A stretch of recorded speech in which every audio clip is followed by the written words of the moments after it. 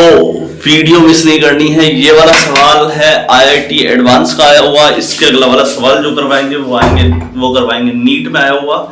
तो सवाल को ध्यान से देखना।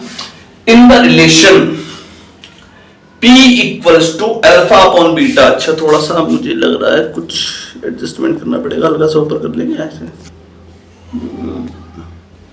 अब ठीक आ रहा है क्या? P equals to alpha upon beta e की power minus alpha z upon k theta. ये केस है, फॉर्मूला है, लिखा हुआ है। जहां पर P प्रेशर है, K बोल्ट्जमैन कांस्टेंट है, Z डिस्टेंस है एंड थीटा टेम्परेचर है। The dimension formula of beta is. Beta का डायमेंशन फॉर्मूला बता दो। और आपके सामने 3-4 ऑप्शन भी लिखे हुए हैं। तो सबसे पहले तो आपको सोल्व करना आना चाहिए बेटे। सोल्व करना आया होता तो फिर आसानी होता। देखो, सबसे पहली वाली बात ये है कि ये वाली जो टर्म होती है ये होती है डायमेंशन लेस। कैसी? Dimension less.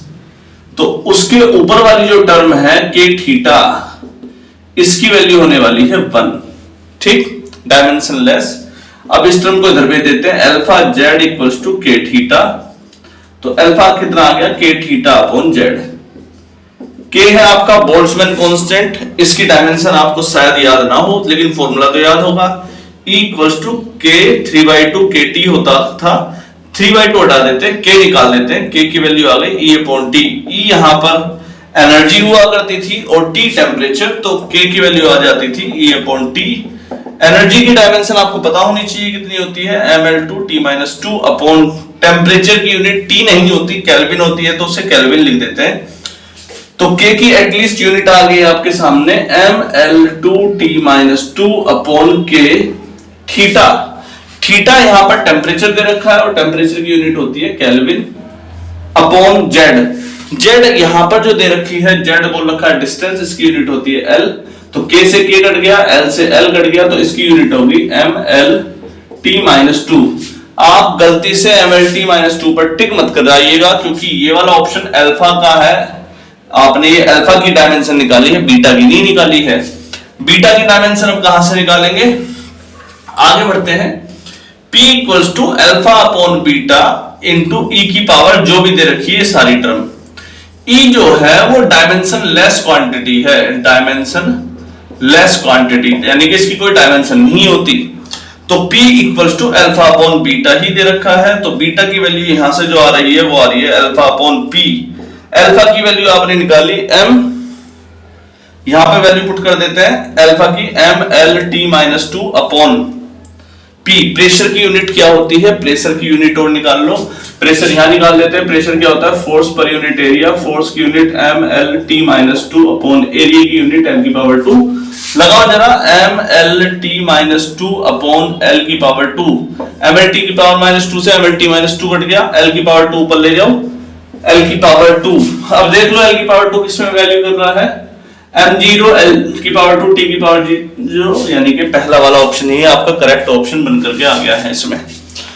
तो IIT एडवांस का केस होगा, लेकिन जब ये आया होगा जिस साल में, उस साल में बच्चों को अगर पहले पढ़ाया गया होता कि ई एक्सपोनेंशियल जो टर्म्स होती हैं वो डायमेंशन लेस होती हैं तो हुआ होगा, अदरवाइज नहीं हुआ होगा।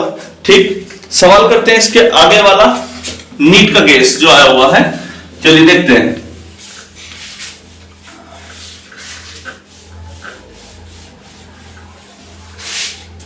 Question number 10।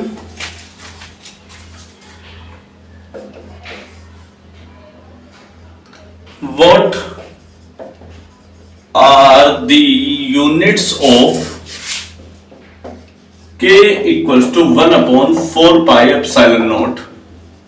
1 upon 4 pi epsilon naught की यूनिट पूछी है आपसे और ऑप्शन दिए हैं coulomb square newton -1 metre -2, coulomb की पावर -2 न्यूटन की पावर 1 मीटर की पावर 2, कूलाम की पावर 2 न्यूटन की पावर 1 मीटर की पावर 2 और यूनिट लेस। ये 4 ऑप्शन आपके सामने बने हैं।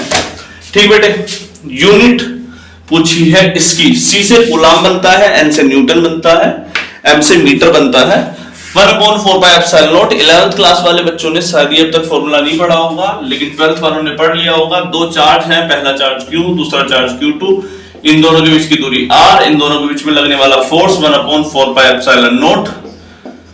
Q1 Q2 bye R square आता था, ये केस आपके सामने बना है। 1/4πε0 को इसने K मान रखा है, तो जिसकी यूनिट निकालनी है F = K Q square upon R square. तो K की यूनिट जो यहां से आ रही है F R square upon Q square, ये केस आपके सामने बन करके आया। ठीक बेटे, K की वैल्यू क्या आई? F R square upon Q square. F क्या होता है? वो होता है फोर्स, इसकी यूनिट होती है न्यूटन। R होता है मीटर स्क्वायर अपॉन कूलाम का स्क्वायर, यानी कि C की पावर -2, न्यूटन की पावर 1 और मीटर की पावर 2। ये ऑप्शन नंबर 2 आपका करेक्ट ऑप्शन यहां पर निकल करके आया। ठीक, क्वेश्चन नंबर 10 आई थिंक आपको समझ में आया होगा। ये बहुत अच्छा सवाल है, तो अच्छा लगा है केस तो चलो जल्दी से बटन दबा दो सब्सक्राइब का। आज के लिए इतना ही, नमस्कार।